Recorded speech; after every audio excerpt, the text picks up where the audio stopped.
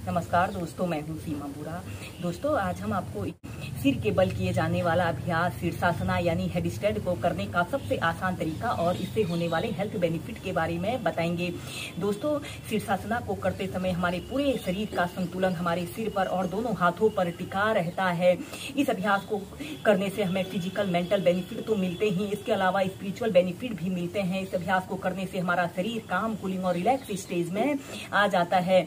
दोस्तों, स्टार्टिंग में इस अभ्यास को करने में थोड़ा कठिनाई महसूस होती है, लेकिन अगर आप नियमित प्रैक्टिस करते हैं तो इस अभ्यास में आसानी से बैलेंस बना सकते हैं।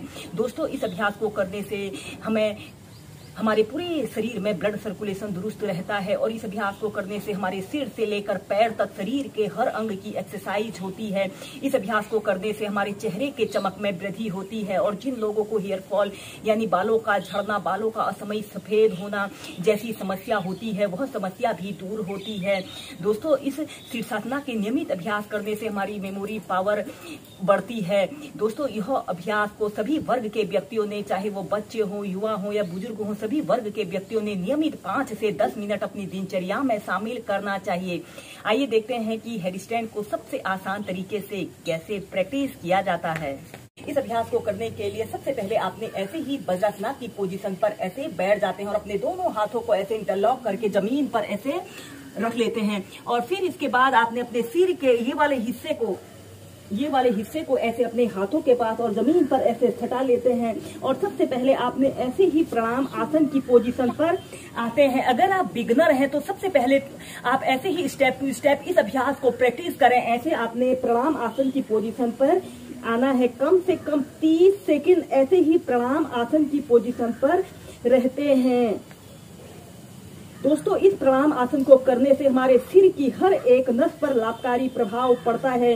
जिन लोगों को अक्सर सिर में दर्द या तनाव की समस्या रहती है, इस प्रणाम आसन को करने से दूर होती है। और फिर इसके बाद आपने ऐसे अपने दोनों घुटनों को ऐसे सीधा करते हुए ऐसे अर्ध शीर्षासना की पोजीशन पर आते हैं। आपके दोनों पैर बिल्कुल सीधे रहें और ऐसे अपने हील को जमीन पर ऐसे स्पर्श कराते हुए ऐसे अर्ध शीर्षासना की पोजीशन पर रहते हैं और फिर 30 सेकंड ऐसे ही बैलेंस बनाने की कोशिश कीजिए।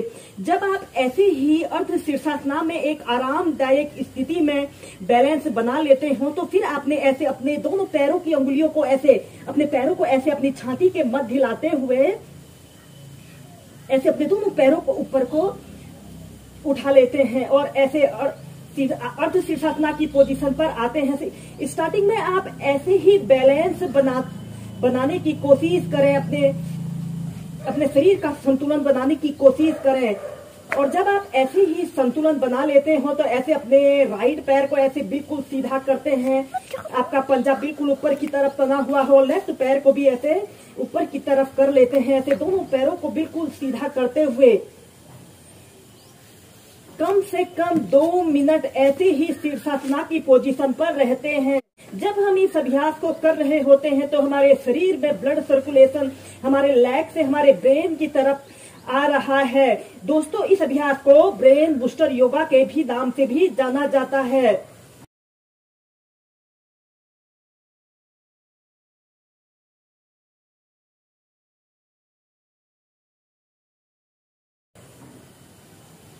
Normal breathing.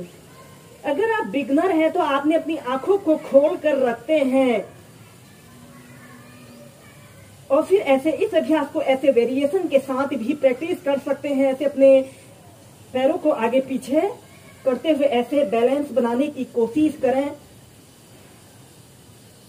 और फिर इसके बाद आपने ऐसे धीरे धीरे ऐसे सेंटर में आ जाते हैं। ऐसे ही आप स्टार्टिंग में इस अभ्यास को आप 2 मिनट होल्ड करके प्रैक्टिस करें। फिर इसका अभ्यास क्रम बढ़ाकर आप कम से कम 5 मिनट होल्ड करके प्रैक्टिस कीजिए। दोस्तों, शीर्षासना को एक बार और प्रैक्टिस कर ले। सबसे पहले आपने ऐसे ही वज्रासन की पोजीशन पर ऐसे बैठ जाते हैं और फिर अपने दोनों हाथों को ऐसे इंटरलॉक करते हुए जमीन पर ऐसे रख लेते हैं और अपने सिर के बीच वाले हिस्से को ऐसे जमीन पर ऐसे रख लेना है और फिर इसके बाद ऐसे अपने दोनों पैरों को ऐसे बिल्कुल सीधा करते हैं और ऐसे अर्ध शीर्षासना की पोजीशन पर आते हैं। सबसे पहले आप ऐसे ही अर्ध शीर्षासना की पोजीशन पर रहते हैं और फिर इसके बाद आपने अपने दोनों पैरों को ऐसे अपने दोनों पैरों को आगे लाते हैं और ऐसे अपने अंगूठों को ऐसे अपने छाती के मध्य लाने की कोशिश करते हैं और ऐसे अपने दोनों पैरों को सीधा कर लेते हैं और फिर सब ऐसे अर्ध शीर्षासन की पोजीशन पर रहते हैं। और फिर इसके बाद ऐसे अपने दोनों पैरों को बिल्कुल सीधा करते हैं। ऐसे आपकी दोनों आंखें खुली रहें और कम से कम 2 मिनट ऐसे ही होल्ड करके रखते हैं। Normal breathing.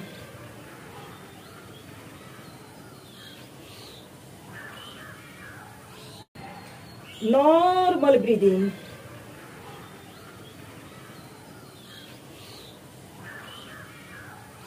दोस्तों, इस अभ्यास को करते समय हमारे संपूर्ण शरीर में ब्लड सर्कुलेशन दुरुस्त हो रहा है। यह अभ्यास हमारे आंखों के लिए भी एक बेस्ट अभ्यास है। जिन लोगों को स्लीप डिसऑर्डर इंसोम्निया की समस्या से जो लोग ग्रसित रहते हैं, उन लोगों ने भी शीर्षासन को नियमित प्रैक्टिस करना चाहिए।